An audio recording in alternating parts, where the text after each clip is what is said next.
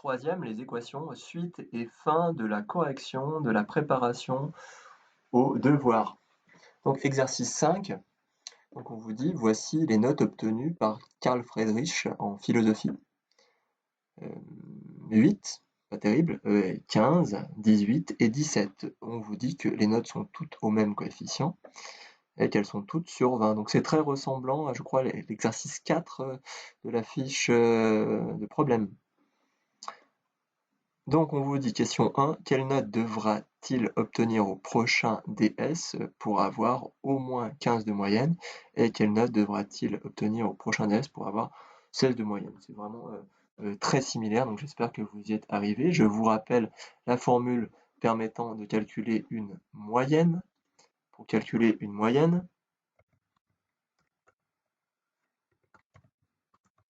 c'est égal à la somme des notes.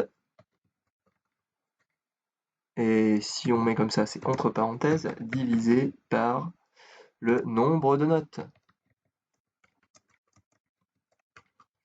Ok, au préalable, qu'est-ce qui s'est passé?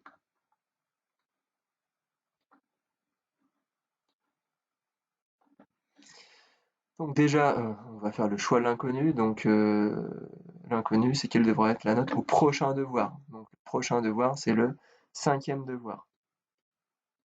Donc soit x, la note du 5e DS, le prochain donc.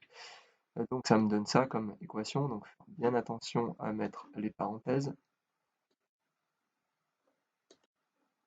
Voilà. Donc 8 plus 15 plus 18 plus 17 plus x, la note qu'on cherche, le tout divisé par 5 qui donnerait 15.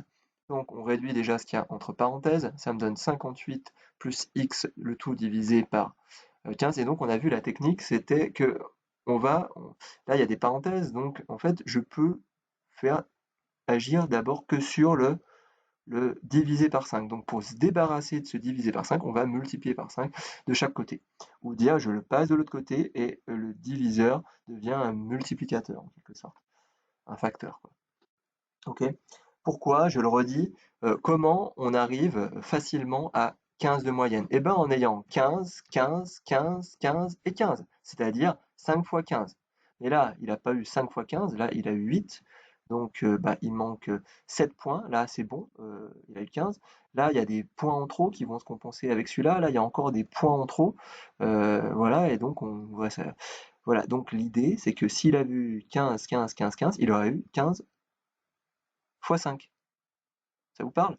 Donc 58x plus x égale 75 et on va se débarrasser du 58 en faisant 58 moins 58 de chaque côté, ce qui nous donne donc 17. Conclusion.